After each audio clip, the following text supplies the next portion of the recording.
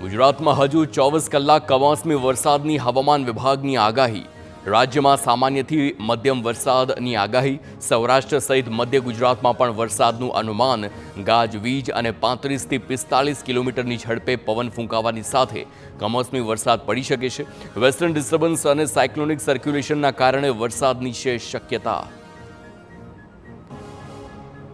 હવામાન વિભાગની વધુ એક આગાહીએ ચિંતા વધારી છે। હવામાન વિભાગ પ્રમાણે રાજ્યમાં 7 એપ્રિલે કમોસમી વરસાદનો બીજો રાઉન્ડ આવશે। 7 એપ્રિલે પણ વેસ્ટર્ન ડિસ્ટર્બન્સ આવશે। તેના કારણે કચ્છ અને ઉત્તર ગુજરાતમાં કમોસમી વરસાદ ખાબકી શકે છે।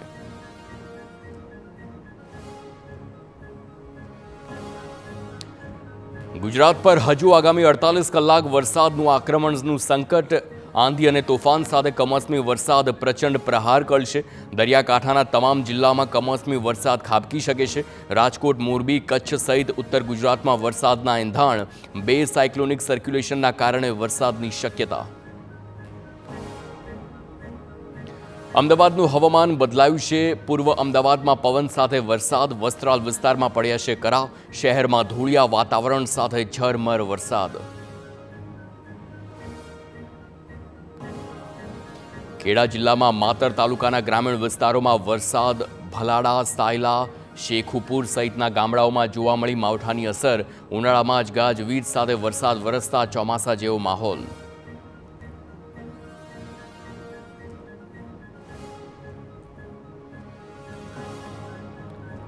સાબરકાંઠા જિલ્લામાં પણ કમોસમી વરસાદ। ખેડબ્રહ્મા અને પોશીનામાં થયું છે માવઠું। લાંબડિયા અને ખેરોજ સહિતના ગામોમાં વરસાદની અસર। ઉનાળે કમોસમી વરસાદ વરસતા ખેડૂતોમાં ચિંતા। બનાસકાંઠાના પાલનપુરમાં ધીમી ધારે વરસાદ પડ્યો છે। ઉકળાટ બાદ સાંજના સમયે શરૂ થયો કમોસમી વરસાદ। પાલનપુર અને આસપાસના ગામોમાં માવઠાના દ્રશ્યો જોવા મળ્યા।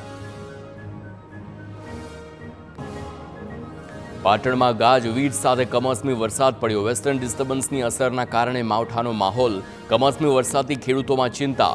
ઘઉં, જીરું, વરિયાળી સહિતના પાકમાં નુકસાન થવાની આશંકા। મહેસાણા જિલ્લાના ઊંઝાના ઉનાવા અને આસપાસના વિસ્તારોમાં માવઠું થયું। ઉનાવા માર્કેટયાર્ડમાં ખુલ્લામાં પડેલી જણસી પલળે તેવી નોબત આવતા ખેડૂતો અને વેપારીઓમાં દોડધામ। તાત્કાલિક જણસીને વાહનમાં નાખી ફરી શેડમાં ખસેડવામાં આવી। ગીર સોમનાથના વેરાવળમાં 2 કલાકમાં 1 ઇંચ વરસાદ ખાબક્યો। વીજળીના કડાકા ભડાકા સાથે 1 ઇંચ વરસાદ ખાબકતા વેરાવળના હાલ બેહાલ થયા। વેરાવળના ગ્રામ્ય વિસ્તારોમાં પણ માવઠું થતાં ભર ઉનાળે ચોમાસા જેવો માહોલ જોવા મળ્યો। વહેલી સવારે શાકભાજીની હરાજીએ નીકળેલા ખેડૂતોના હાલ બેહાલ। દેવભૂમિ દ્વારકાના ખંભાળિયામાં વાતાવરણમાં પલટો। કેશોદ, વિંજલપર અને સલાયામાં વરસાદ પડ્યો છે। ગાજવીજ અને ભારે પવન સાથે વરસાદ ખાબકતા તૈયાર પાકને નુકસાનની ભીતિ। જીરું, ચણા સહિતનો પાક પલળતા ભારે નુકસાનની ખેડૂતોએ આશંકા વ્યક્ત કરી।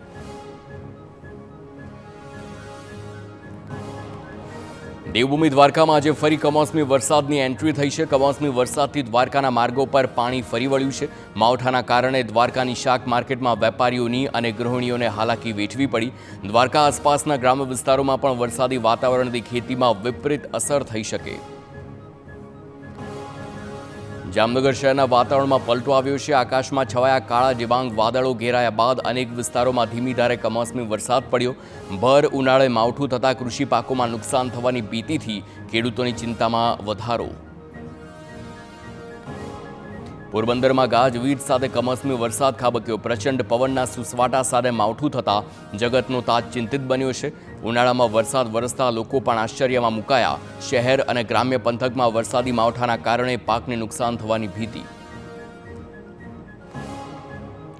કચ્છના હવામાનમાં પણ પલટો આવતા મુન્દ્રા શહેર અને ગ્રામ્ય વિસ્તારોમાં કમોસમી વરસાદ ખાબક્યો। માવઠાના કારણે મુન્દ્રા શહેરના માર્ગો પર પાણી ફરી વળ્યા। કાળા ડિબાંગ વાદળો ઘેરાતા ચોમાસા જેવો માહોલ। હવામાન વિભાગની આગાહી પ્રમાણે કચ્છમાં સતત કમોસમી માવઠાનો માહોલ છવાયેલો છે। તો કચ્છ જિલ્લાના પૂર્વ ભાગમાં પણ વરસાદી માહોલ જામ્યો। ગાંધીધામ અને અંજારમાં ભારે વરસાદ ખાબકતા ભર ઉનાળે ચોમાસા જેવો માહોલ જોવા મળ્યો। અબડાસા તાલુકાના ગ્રામ્ય વિસ્તારોમાં પણ માવઠાએ ખેડૂતોની ચિંતા વધારી। વેરાવળ શહેરના સટ્ટા બજાર વિસ્તારમાં જળબંબાકારની સ્થિતિ હોય તેવા દ્રશ્યો સામે આવ્યા। માત્ર થોડા જ વરસાદમાં જાણે કે ચોમાસું જામ્યું હોય તેમ રસ્તા પર પાણી ફરી વળ્યા. પાણી ભરાઈ જવાના કારણે સ્થાનિકોમાં તંત્ર વિરુદ્ધ રોષનો માહોલ જોવા મળ્યો. વેરાવળના ડાભોર, તાતીવીલા, ચમોડા, ડારી સહિતના ગામોમાં ધોધમાર વરસાદ. ભારે વરસાદના કારણે નીચાણવાળા વિસ્તારોમાં પાણી ભરાયા છે. કમોસમી વરસાદથી કેરી જેવા પાકોમાં મોટું નુકસાન થશે, તો ખેતરમાં બાજરી, તલ, લસણ, ડુંગળી, મગ જેવા પાકોમાં પણ નુકસાનની આશંકા. ગીર સોમનાથમાં તાલાના ગ્રામ્ય વિસ્તારોમાં ખેડૂતોને ફટકો પડ્યો છે. કમોસમી વરસાદને લઈ ખેડૂતોનો તૈયાર પાક પલળ્યો છે. લસણનો પાક લેતા જાવંત્રી અને આસપાસના ગામોમાં ખેડૂતોને ભારે નુકસાન વેઠવાનો વારો.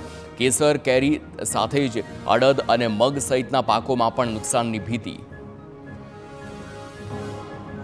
ગીર સોમનાથમાં કમોસમી વરસાદથી કેરીઓ આંબા પરથી ખરી પડી.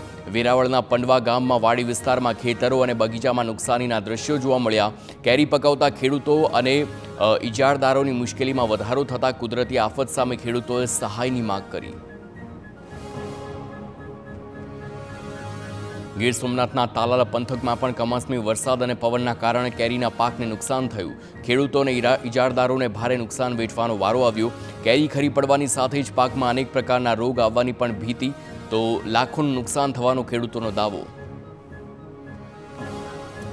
વાવ-થરાદ જિલ્લામાં મોડી રાત્રે કમોસમી વરસાદ ખાબક્યો. લાખણી, દિયોદર, થરાદ સહિતના તાલુકાઓમાં માવઠું, જેના કારણે ખેડૂતોના જીવ તાળવે ચોંટ્યા. કમોસમી વરસાદથી ખેતીમાં નુકસાનની ખેડૂતોએ ભીતિ વ્યક્ત કરી.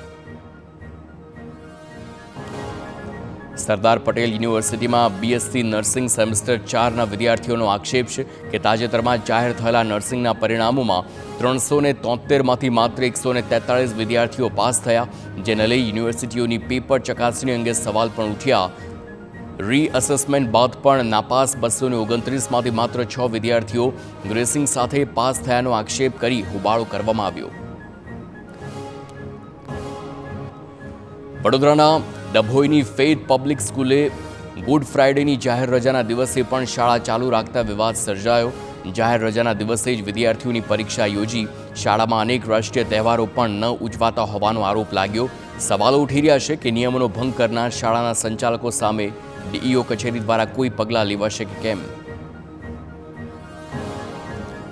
ભાવનગરમાં અશાંત ધારા હેઠળ ભ્રષ્ટાચાર કેસમાં 15 દિવસે ગુનો નોંધાયો.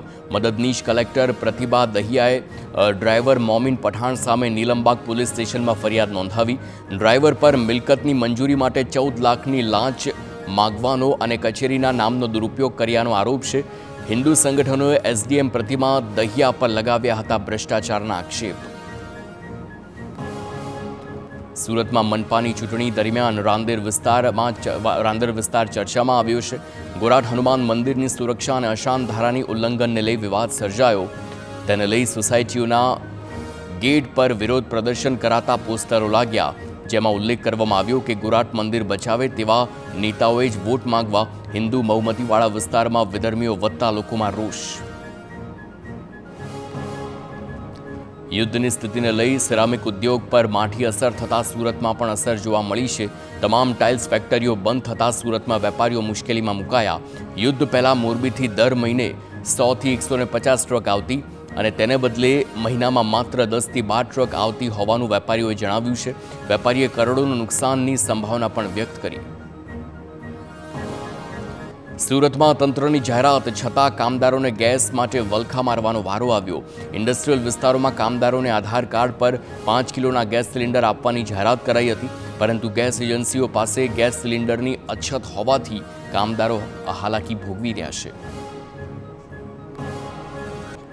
અદાણીએ સીએનજી ગેસની કિંમતમાં ₹1.5નો કર્યો છે વધારો. સીએનજીનો ભાવ વધીને 83 રૂપિયાને પાર પહોંચ્યો. સીએનજીના ભાવમાં ઘટાડા બાદ પણ 3 વખત વધારો કરવામાં આવ્યો. 3 વખતના વધારાથી સીએનજીનો ભાવ ₹2.60 વધ્યો છે. અમદાવાદમાં અદાણી સીએનજીનો ભાવ 83.77 રૂપિયા પહોંચ્યો છે. સીએનજી મોંઘો થતાં રિક્ષાના ભાડામાં પણ વધારો થઈ શકે છે. એલપીજી સંકટ ન હોવાના દાવા વચ્ચે અમદાવાદની સેન્ટ્રલ યુનિવર્સિટીનો લેટર વાયરલ થતા વિવાદ છેડાયો. વિદ્યાર્થીઓને કરેલા ઈમેલમાં એલપીજી સંકટ અંગે સૂચના અપાઈ. જો એલપીજી ન મળે તો અન્ય વૈકલ્પિક વ્યવસ્થા કરવા સૂચના આપી. તેમજ હાલના ભોજન મેનુમાં પણ બદલાવની સૂચના આપી. સમગ્ર મામલે હવે ભોજનમાં ફેરફાર ન કરવો પડે તેવા પગલાં લેવાની માંગ ઉઠી. ગેસ કટોકટીના કારણે મોરબીના સિરામિક ઉદ્યોગ પર સર્જાયેલી અસર મુંબઈ સુધી પહોંચી. ગેસની સપ્લાય ખોરવાતા મોરબીના 400 જેટલા સિરામિક ફેક્ટરી બંધ અને તેના કારણે ટાઇલ્સનું ઉત્પાદન ઠપ થતાં નવો માલ મુંબઈ ન પહોંચતા વેપારીઓને પણ ફટકો પડ્યો. તો બીજી તરફ ટાઇલ્સના ભાવમાં પણ 15થી 20% વધારો નોંધાયો.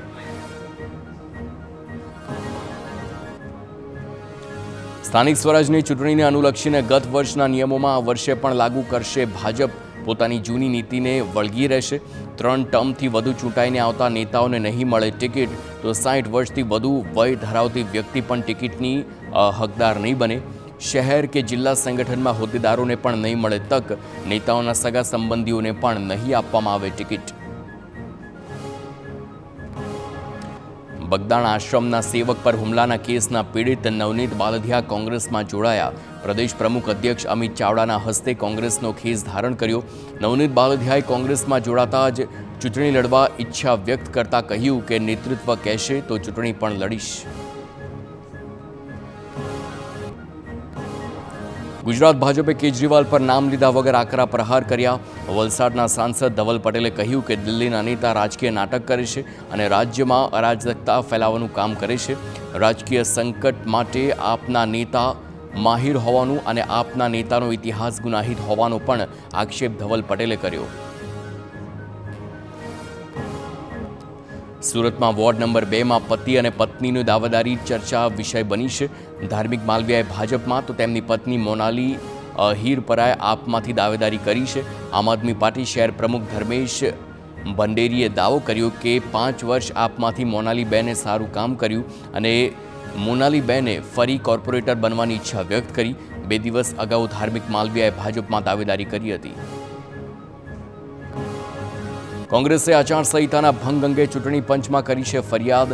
આચારસંહિતાનો 48 કલાક બાદ પણ અમલ નહીં કરવાનો ભાજપ પર આરોપ.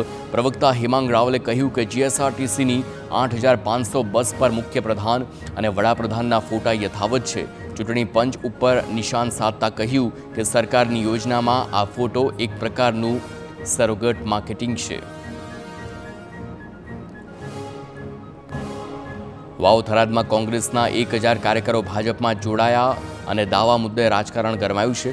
રાજ્યકક્ષાના પ્રધાન સ્વરૂપજી ઠાકોરે નિવેદન આપ્યું કે કોંગ્રેસના 1000 કાર્યકર્તાઓ ભાજપમાં જોડાયા તો બીજી તરફ ભાભરના સનેસડા ગામના કોંગ્રેસના કાર્યકર્તાઓનો દાવો છે કે તેઓ ભાજપની બેઠકમાં હાજર રહ્યા નથી અને ભાજપમાં જોડાવાના પણ નથી.